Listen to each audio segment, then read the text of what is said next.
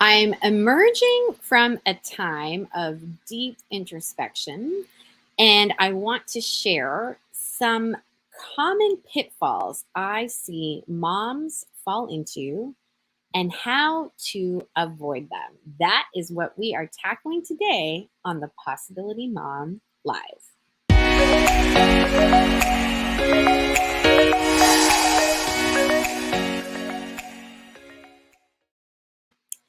I want to thank everyone who attended my town hall event yesterday.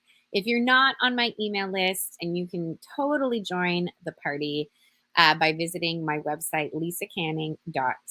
If you're not on my email list already, I want to share with you that I had a town hall for my people where I unpacked some changes that I am sensing in the coaching space, where I have unpacked what this season of recent disappointment has done for me, some nuances to my coaching that are going to impact the way I work with people in the future. And so I wanted to present some of those things here today on the podcast. And I'm framing them as pitfalls. These are pitfalls that I observe in the clients that I coach. These are pitfalls that I observe in me big time over the last couple of weeks. And I want to encourage you, if you have not listened to last week's podcast on disappointment, that will give you some context for this one. So definitely go back to, I believe it's episode 70, and you can listen to that podcast, which will give you a little bit of context to what I'm talking about today. But don't worry about it if you haven't listened to it, because we're just going to jump right into some of the pitfalls that exist for moms and how to avoid them. The right before I jump into it, I do want to share that many times we don't even know that we have fallen into a pitfall.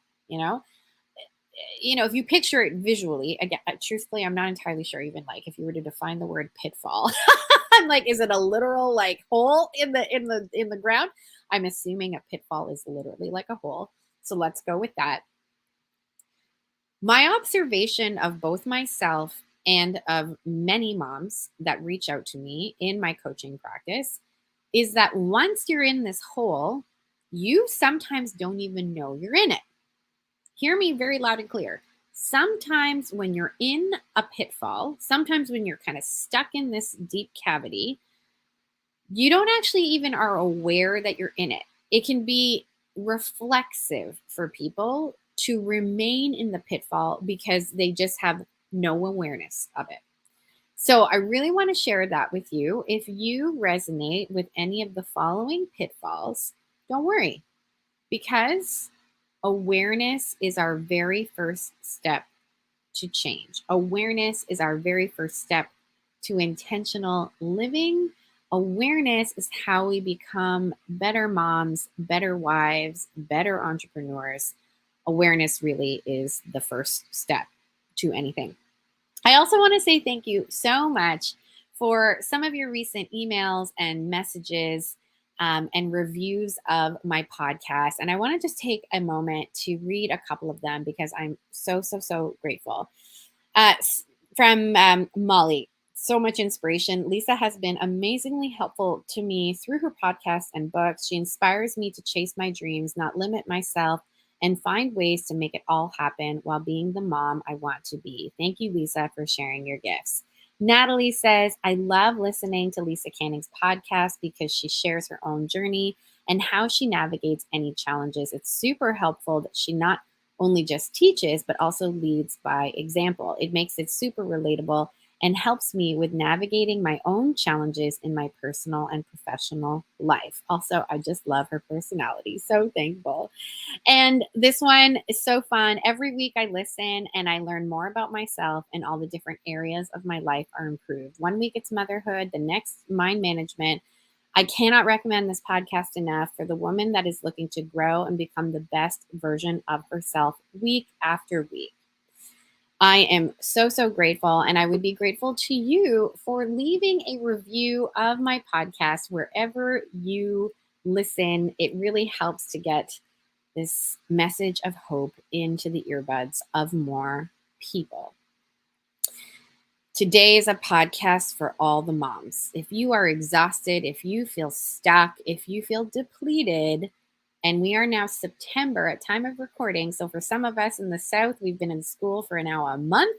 And for some of us in the North, it is the end of the first week of school. So I hope this podcast serves you. I hope it gives you a dose of refreshment and energy. Here we go. The first pitfall that I see a lot of moms make is that they are thwarted by disappointment. What do I mean by this? I mean, this has been my life for the last 2 weeks.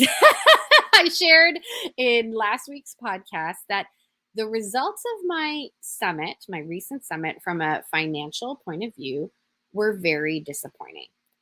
And it completely thwarted me, meaning it knocked me off my horse. It took all the wind out of my sails. I had no pep in my step, whatever analogy you want to use.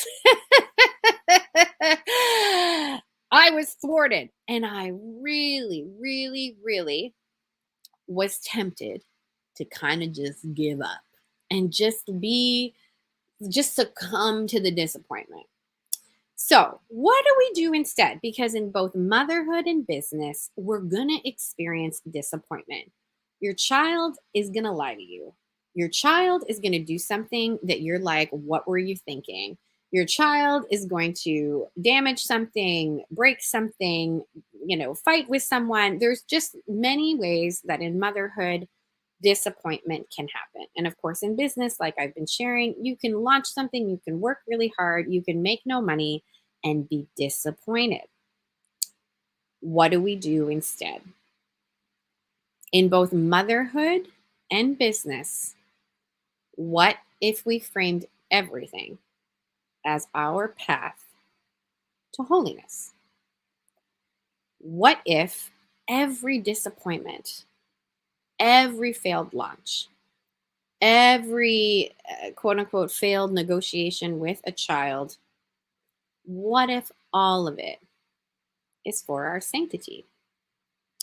This what if is not speculative, it is reality. Everything that the Lord allows in our lives is for our good. He is a good and generous Father. And so if we can view everything that happens, disappointment, things that don't work out, if we can view that in the context of a much bigger story, that the Lord may be allowing these things for a very specific purpose for our holiness, I believe would be a lot more detached. I said something on my podcast last week that resonated with a lot of you. And it was to the effect of, if my summit had gone so well financially, I probably wouldn't have been as quick to run to the Lord. I think this is just the reality of our human inclination. When it's hard, we run to the Lord. When it's good in life, maybe we forget. Maybe some of you are better at praising the Lord in times of goodness.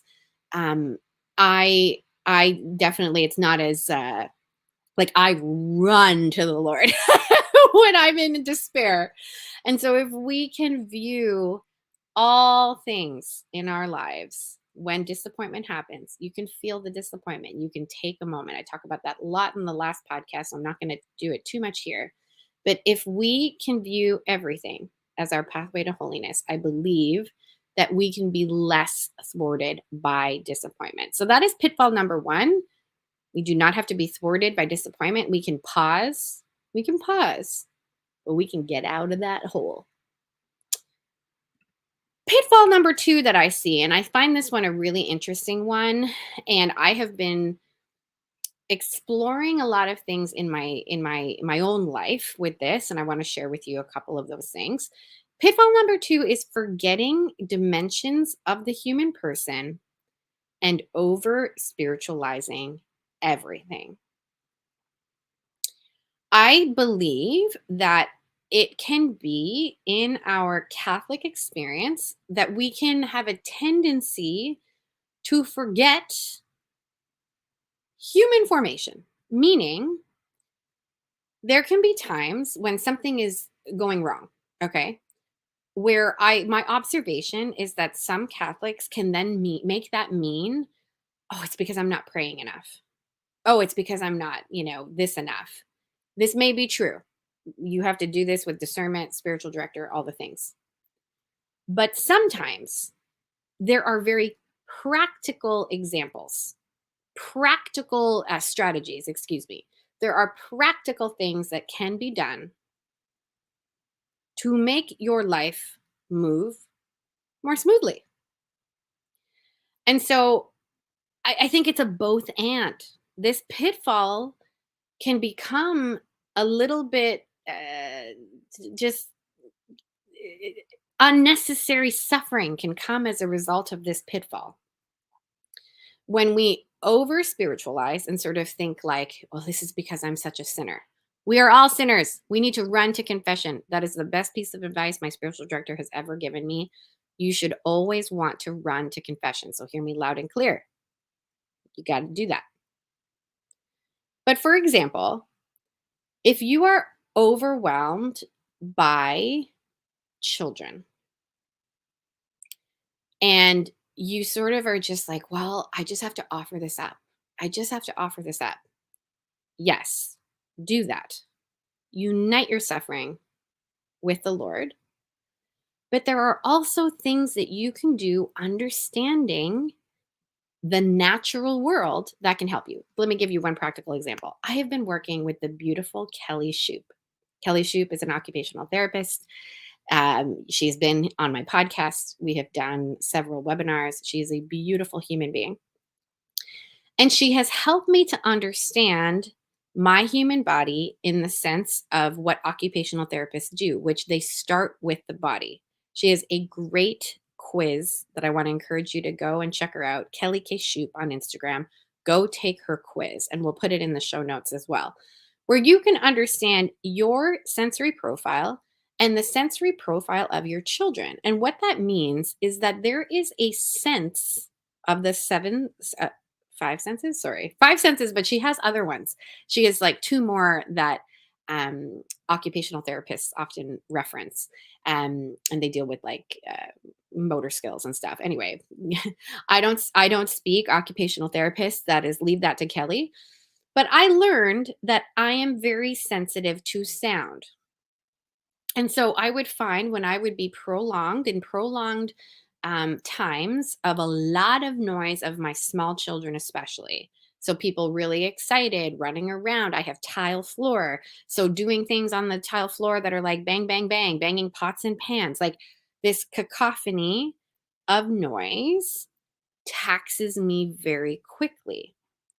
And so, yes, I can say in those moments where I'm very taxed, I can say to the Lord, oh, Lord, I unite my suffering with you right now. 100% you can do that. But he has also given us intellect and reason and will. So I can also say to myself, using my intellect, oh gosh, yeah, I've recently learned that I am very sensitive to sound. So I know I'm not going to thrive in this environment for very long. So I'm going to plan to remove myself. I'll give you just a practical example. In like gym activities, like where it's like really echoey, and we were just at a pancake breakfast at my kids' school. It was so much fun, but I got super overwhelmed pretty quickly. Like just my senses were like very taxed because it was so noisy. And so I make plans for myself to leave. I stepped outside. I found a little quiet area to kind of just like regroup, and then I was able to come back into the activity without guilt or shame or anything, you know? That's just one example. I also want to give you the flip side of that. And that is perhaps sometimes in things that we think are just physical, we need to invite the spiritual. And that's another person that I've recently been working with, the Catholic fasting coach, Beth Bubick. I have struggled with weight loss basically my entire last couple of pregnancies. I was the heaviest I've ever been very, very recently. And through the work of Beth, I realized that there is so much value in pairing what could be considered a human pursuit, like only human formation pursuit, which is weight loss, pairing that with our understanding of suffering. So let me just tease that out really quickly. In Beth's program, Delay and Pray, she teaches people how to delay sugar, flour, and alcohol to very specific days of the week. For most people, it's going to be Sunday. That's how she teaches it. I kind of gave myself a little bit of a Wednesday as well. So I drink alcohol only on Sundays and Wednesdays. And she teaches you how to deal with the discomfort of either hunger or wanting that drink by uniting that suffering to the cross. So, those are two examples where what if we paired offering it up, quote unquote, that phrase, offering it up, with an understanding of the whole human person, which involves the body. So, pitfall number two, forgetting dimensions of the human person and over spiritualizing everything.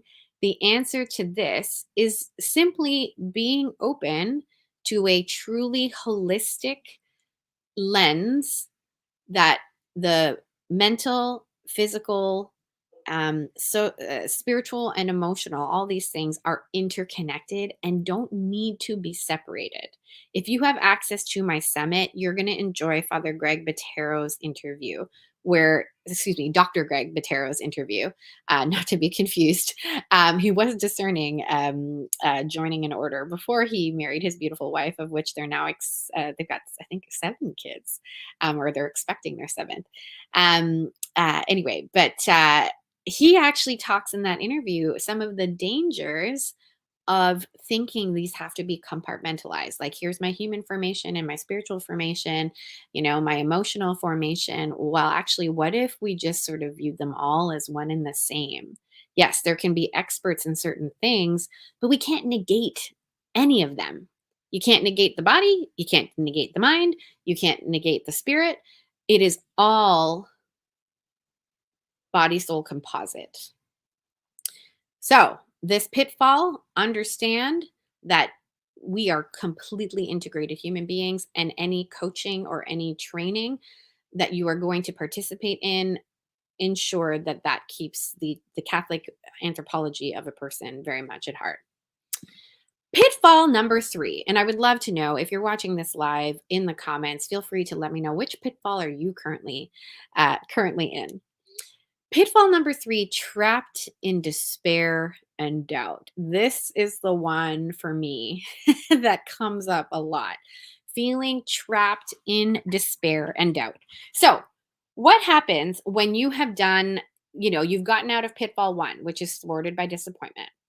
You have taken a moment to feel the sadness, feel the emotion, and then you have been able to understand that this is all for your holiness and get out of that hole. Then maybe you eat something high protein, you drink a bunch of water, you take care of your body, you do the practical skills to help you out in a very practical way. What happens when it still isn't working out? Or what happens when yet another disappointment? Or what happens when you're in a season where things just are feeling really heavy and really hard? What do you do then? I can be very, very prone to staying in despair and doubt. And I do not like it. I do not prefer it. I am a very positive, optimistic person. I have a lot of belief.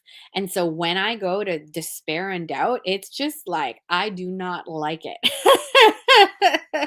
But I can sometimes feel really, really trapped in it. I can sometimes feel really, really trapped in it.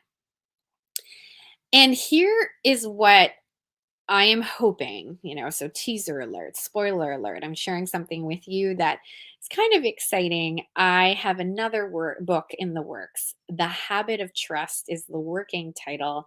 This may evolve, but when we are in despair and doubt, the best thing to do is to put ourselves into this posture of gratitude.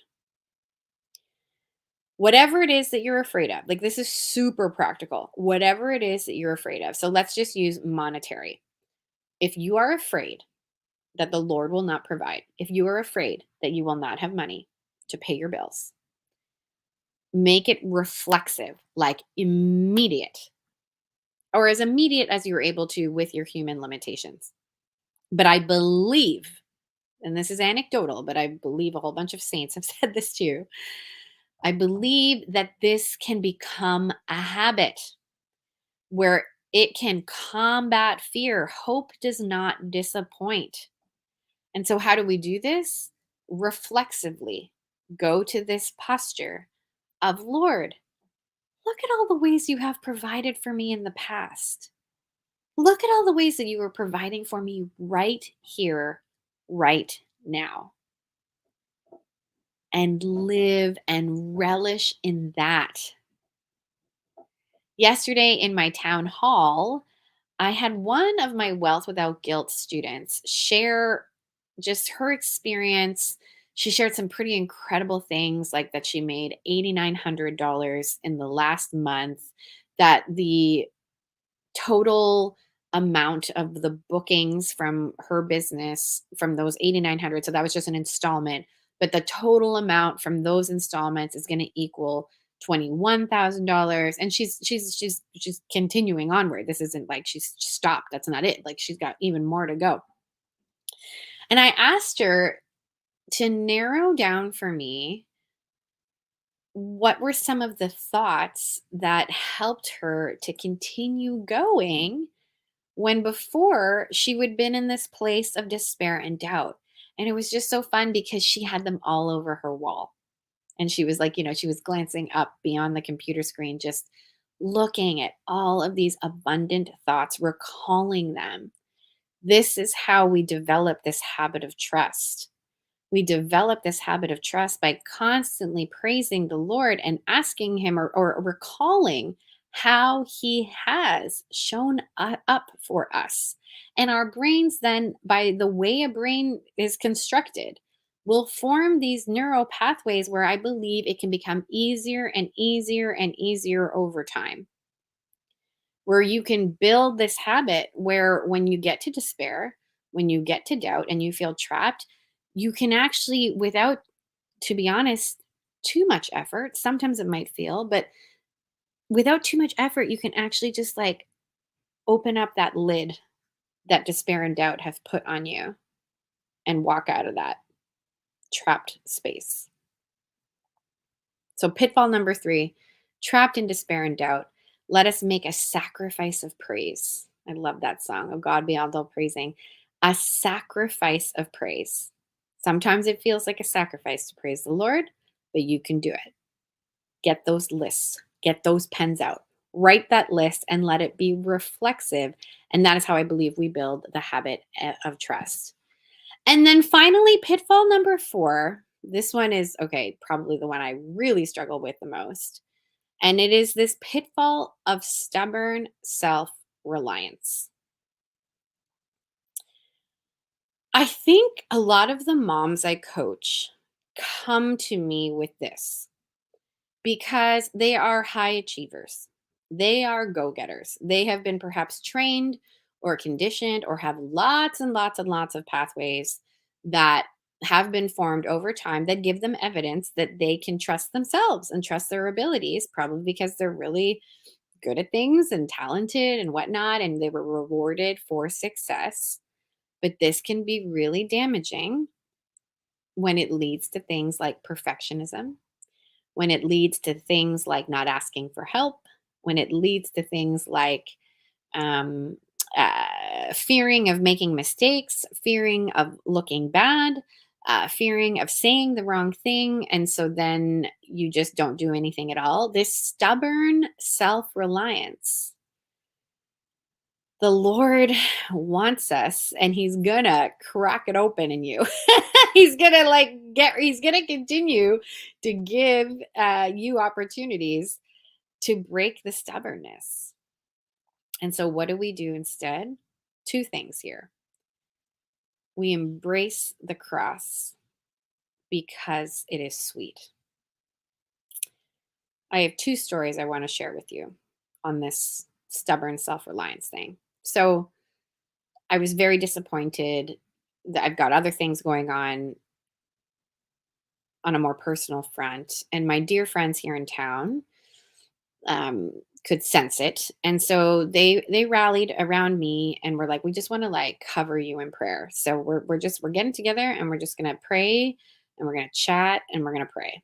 And some of them have beautiful gift of tongues, and we just really like praised the Lord and we prayed and we called upon the Holy Spirit in a big way. And let me tell you, he showed up. There was a lot of consolation that evening. But one of the things that provided me immense consolation was one of the women just said something like, "I keep getting this image of the cross and that you think you have to bear it alone." And I got this image in myself of the women in the room with me. There were four other beautiful women. I just sort of got this immediate image of the four of them coming under this heavy cross with me and carrying it with me. It's a very powerful image. And it made me think of just my self-reliance. I am incredibly self-reliant. I am working real hard to trust the Lord more, not need so much control. I believe He's given me many, many opportunities, including what I've been going through in the last couple of weeks, to trust Him more.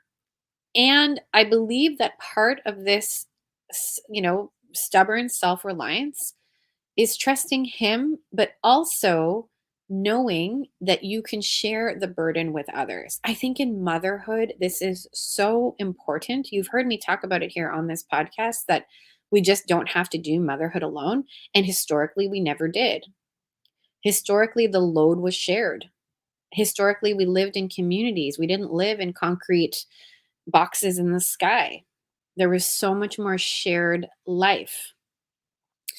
And so, one piece of this, I believe, is that other people can share the cross with you.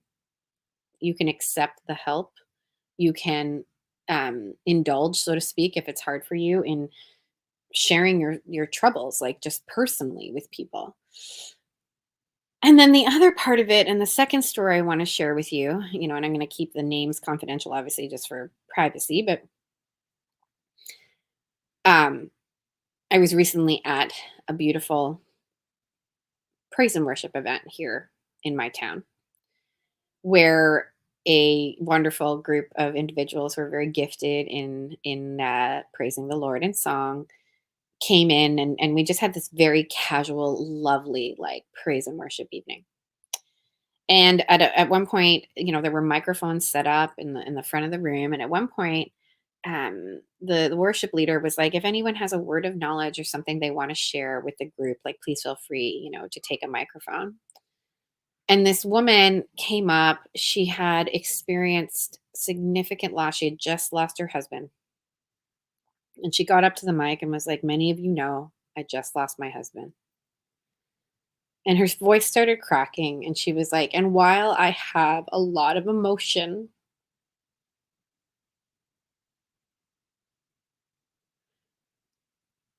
I embrace this cross because it is sweet."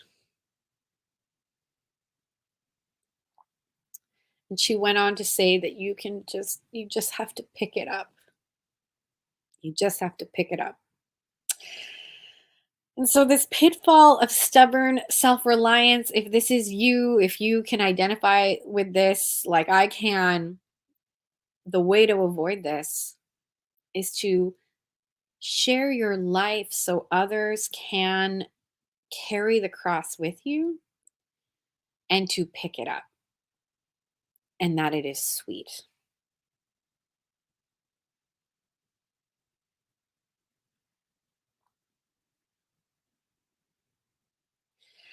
The Lord is going to allow struggle and suffering so that we may become as holy as we are meant to become.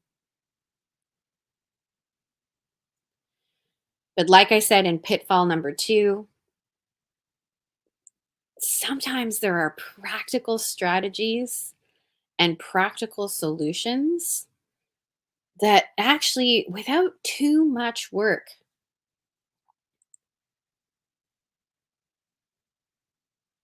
can help make life feel easier and provide you immense relief.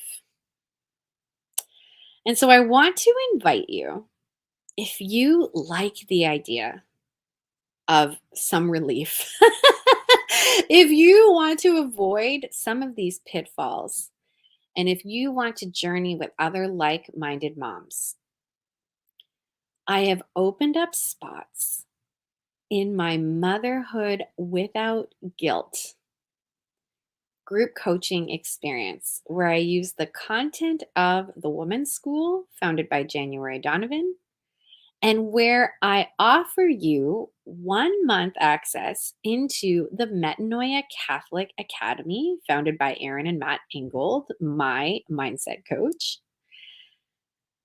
So you can get this wonderful mashup, so to speak, of practical human formation, practical skills to make your life easier, and mindset training in a completely Catholic anthropology. And I just added a fun new bonus. I'm also offering 1 month free on the house. Like, I am footing the bill for this. 1 month free into Kelly Shoup's parenting membership. And so if you struggle with tantrums, if you struggle with saying things 500 times, if you struggle with power struggles and just feeling so depleted by parenting, you're going to get access to Kelly as your coach for 1 month as well. This is a powerful, jam packed experience. I think if you added it all up together, it's worth well over $4,000. And if you click the link below, we are starting next Monday, 8:30 p.m. East. So I want to encourage you, if this is the kind of coaching you want, I'm opening up a limited amount of spots so I can journey with people in this small group experience for the rest of 2022. What if you didn't wait until 2023 to reinvent or start working on yourself? What if that journey could start right now and you could reclaim 2022, where you could finish something maybe that you started, maybe some goal that you had back in January, but then you left it to the wayside because life got in the way? What if you could learn the skills, you could learn the mental skills, you could grow in holiness with a gorgeous group of women linking arms with you and me as your like ultimate cheerleader. P.S. I was a collegiate cheerleader. And I have not put my pom poms down. I'm 38 years old. So what is that? Like 12 plus years past marriage, 14 years plus college. If this sounds appealing to you, I want to invite you to go to the link in my bio on Instagram at Lisa Canning. Look at the link right below in the show notes for this podcast and join me inside Motherhood Without Guilt. We start next Monday, and I would love to save you a spot. All right, my friends, thank you so much for lending me your ears for the last little while. So excited to continue this journey towards holiness in motherhood and in business. And we'll see you next time.